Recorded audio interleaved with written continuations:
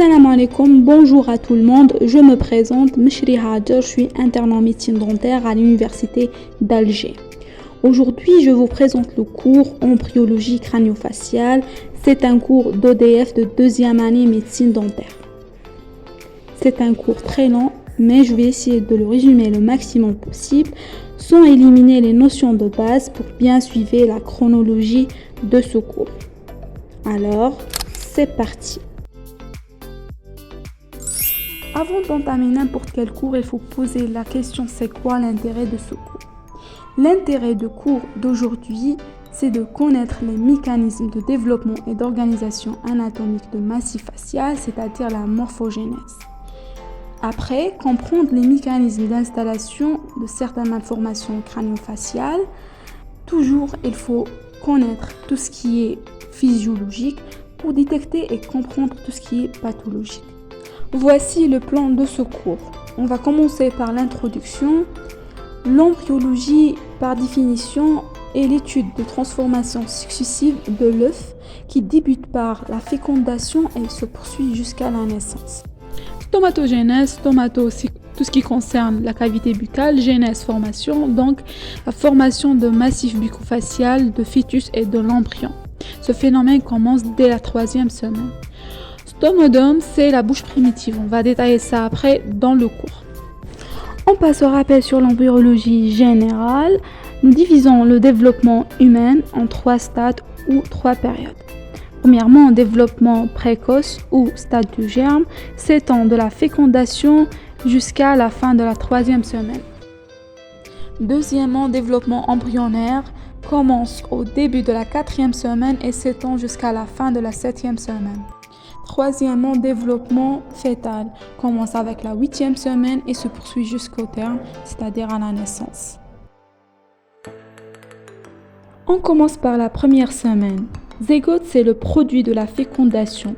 Cette cellule va se différencier et en même temps se segmenter en 2 cellules 4, 8, 16, 32, 64 et là, ça devient morula. Les cellules de la morula vont se différencier pour donner le blastocyte.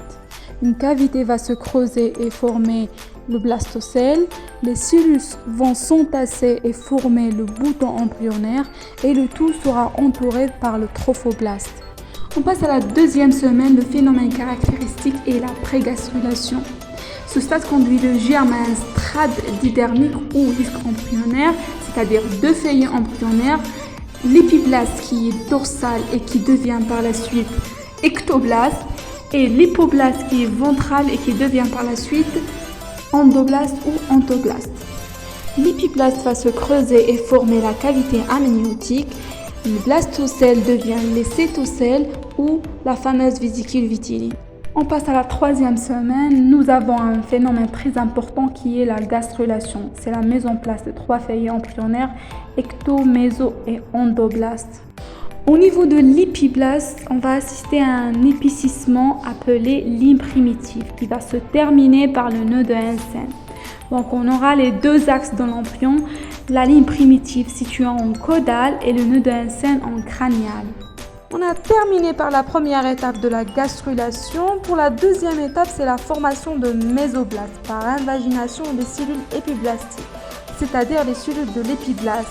Par la suite, l'épiblaste sera appelé ectoblaste et l'hypoblaste sera appelé endoblaste. Donc on aura 3 feuillets, ectoblaste, mésoblaste et endoblaste.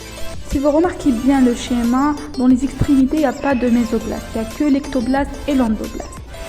Ces 2 extrémités seront appelées membrane pharyngienne en craniale, c'est-à-dire céphalique, et membrane cloacale en caudale.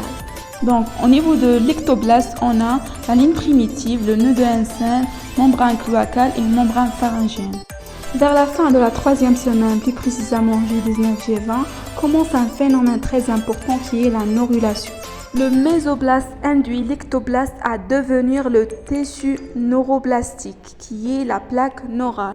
La plaque neurale se déprime en gouttière avec des crêtes neurales. La gouttière va se transformer en tube neural qui ne va pas se fermer dans les extrémités. On verra ça en détail dans la 4e semaine. On a terminé le stade de germe, on passe au stade de l'embryon qui commence à la 4e semaine.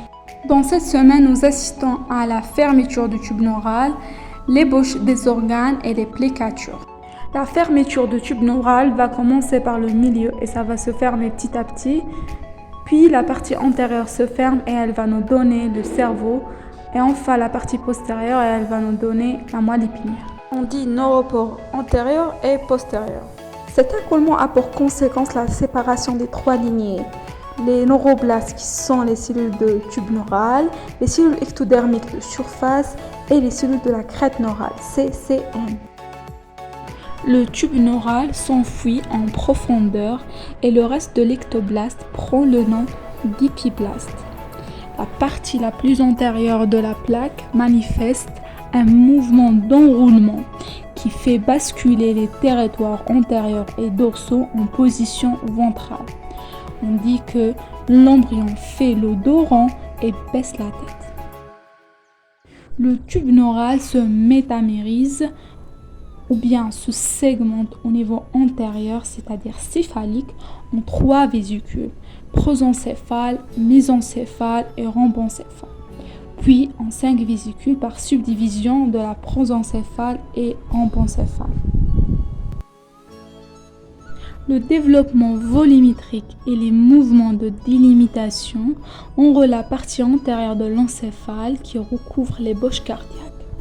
Le massif facial se développera dans l'espace compris entre ces 2 structures, c'est-à-dire le tube neural et l'ébauche cardiaque. Les placotes sont des épaississements localisés de l'épiblaste céphalique. Chaque placote est constituée par un groupe de cellules qui donnent naissance à un organe particulier. Nous distinguons les placotes suivantes. Olfactifs qui deviennent les nerfs olfactifs, optiques qui deviennent le cristallin, otiques qui fournissent les cellules nerveuses.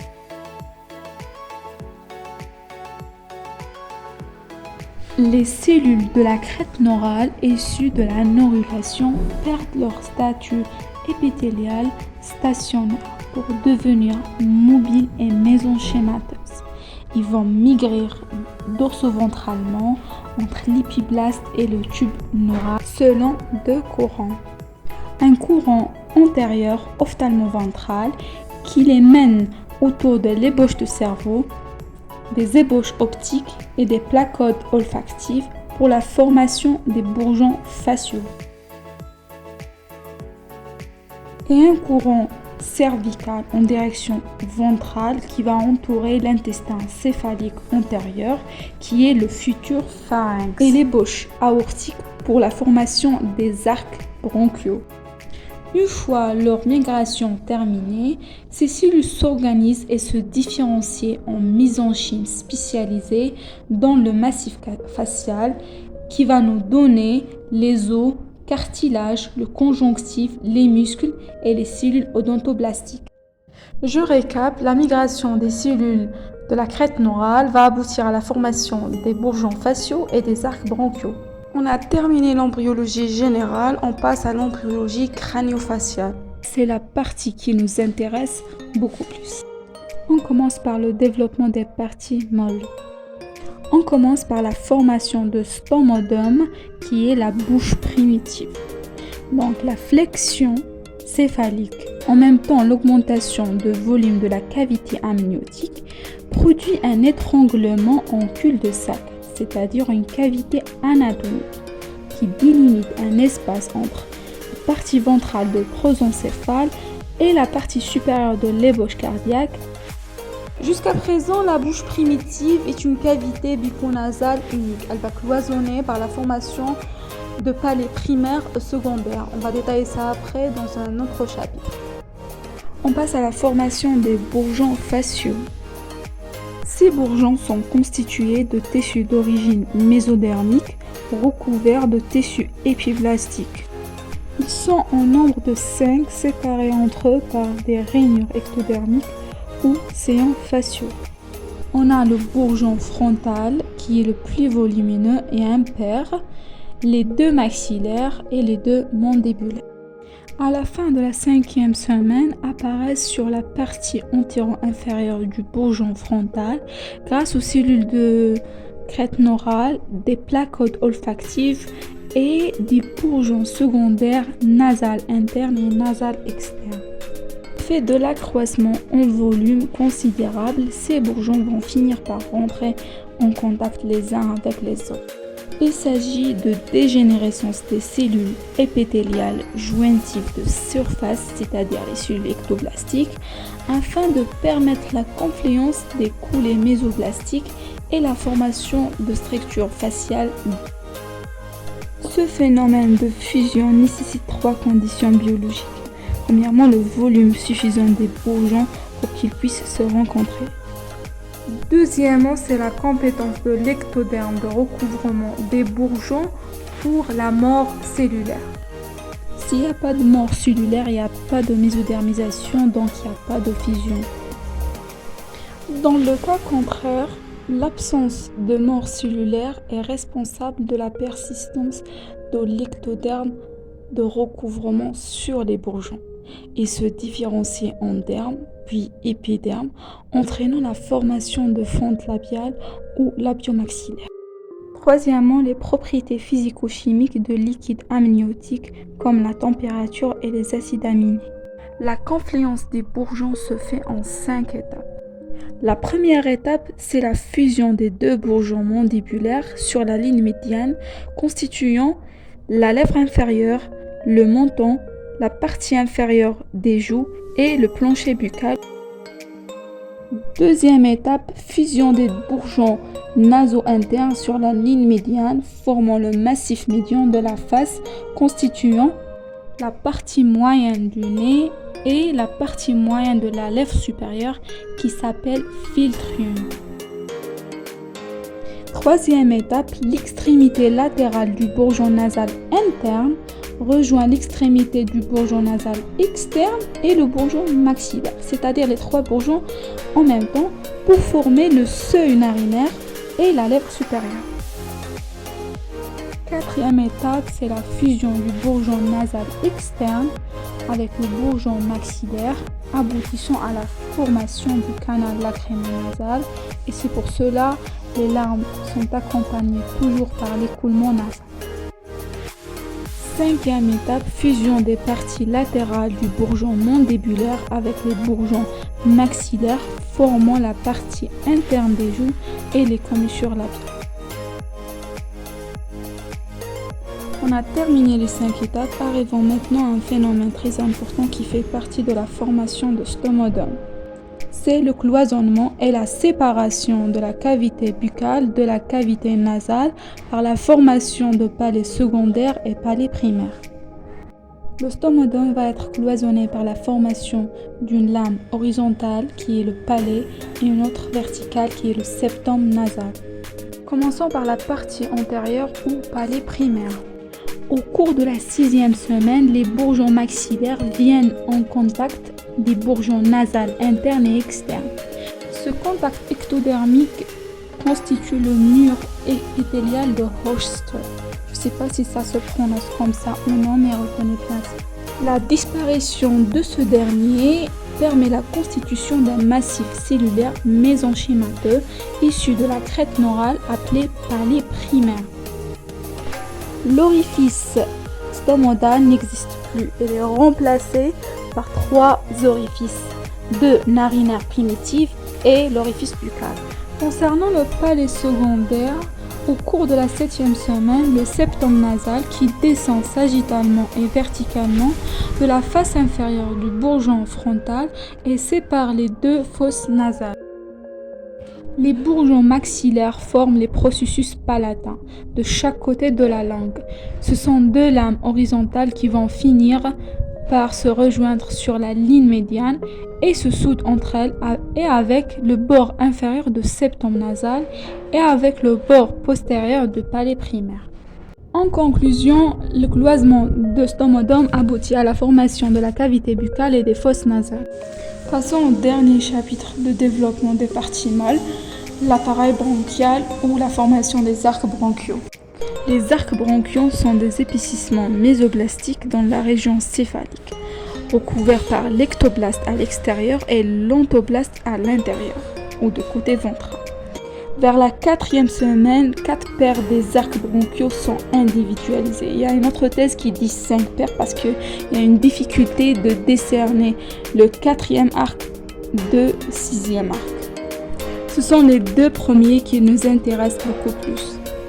Le premier arc mandibulaire qui donne les bourgeons maxillaires et mandibulaires qui participent à l'édification de la mandibule grâce au cartilage de Meckel et une partie de plancher buccal. Je récap. Le premier arc bronchial qui est mandibulaire participe à l'édification de la mandibule et une partie de plancher buccal. Le deuxième arc bronchial, l'arc hyoïdien, participe à la formation du plancher et une partie de la langue. On a terminé le développement des parties molles et on passe maintenant aux formations du squelette crânio-facial. C'est dans la profondeur des bourgeons et des arcs que se différencient les os du squelette facial. Le cartilage, l'os et le périos constituant le tissu du squelette. Ils ont tous dérivé de mésoblastes ou plus précisément de mésenchyme.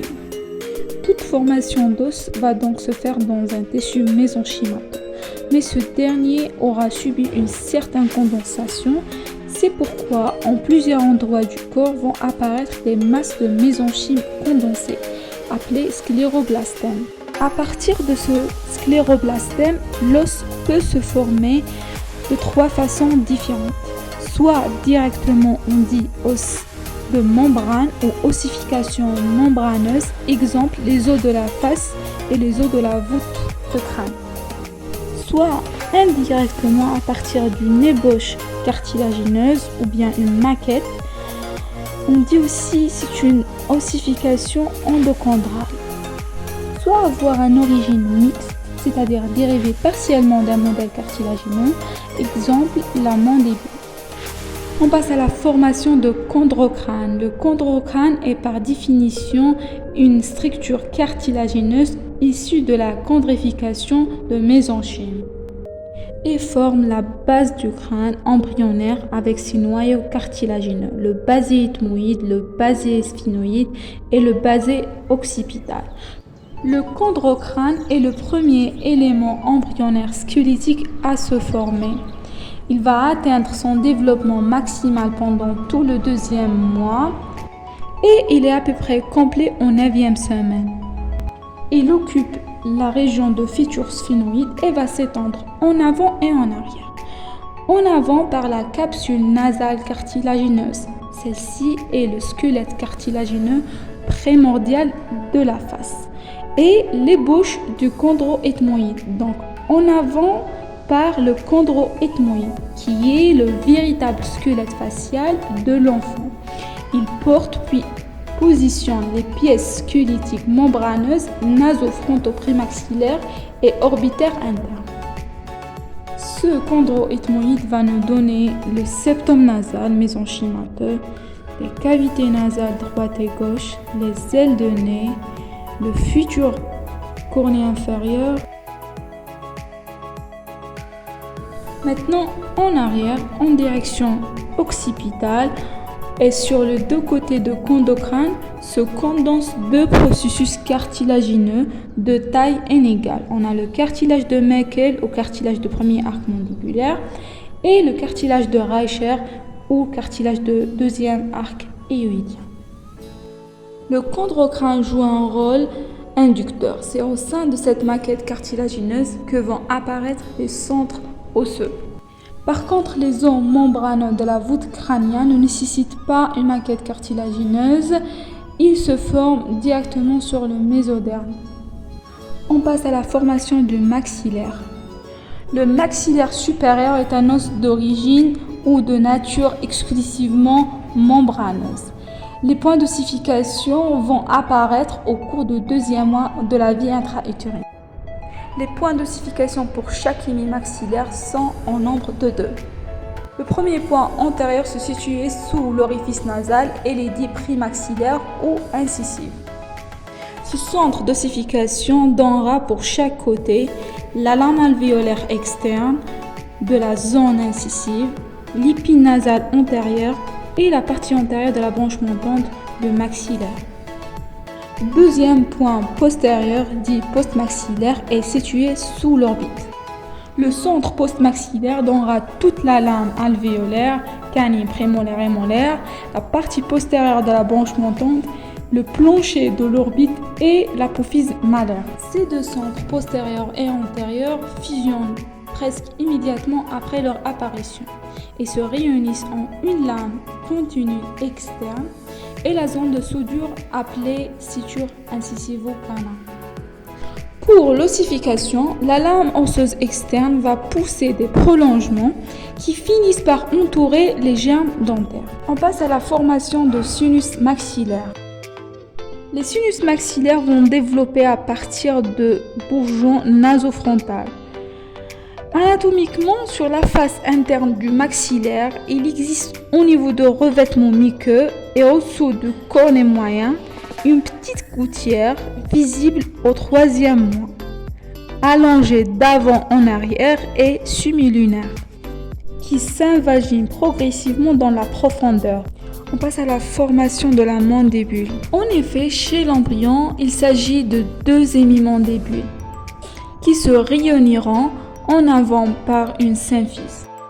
Au 5e, 6e semaine apparaît un noyau osseux dans le tissu conjonctif qui tapisse la face externe mais à distance du cartilage de Meckel. C'est une ossification membraneuse. Souvenez-vous que la mandibule est de nature mixte, c'est-à-dire membraneux et cartilagineux. Ce noyau s'étend horizontalement pour former la branche horizontale et une partie de la région mentonnière et vers l'arrière et s'infléchit vers le haut pour former une grande partie de la branche montante. Concernant la formation de la région symphysaire, l'extrémité antérieure de cartilage de Meckel se transforme en petites pièces osseuses. Donc, la partie antérieure de la mandibule serait donc formée par un phénomène de substitution de cartilage par un os. Il y a d'autres thèses qui disent que à ce niveau, l'ossification est due à un cartilage symphysaire qui apparaît secondairement. Maintenant, on parle de la formation de la région condylienne. À la 3e semaine vont apparaître 3 cartilages. Le cartilage angulaire, le cartilage coronoïdien et le cartilage condylien, qui est le seul qui persiste et va participer à la formation de la tête et de col de condyle et une partie de la branche montante. À la naissance, il ne persiste de cartilage qu'à la tête de condyle et qui va jouer un rôle important dans la croissance de la mandibule.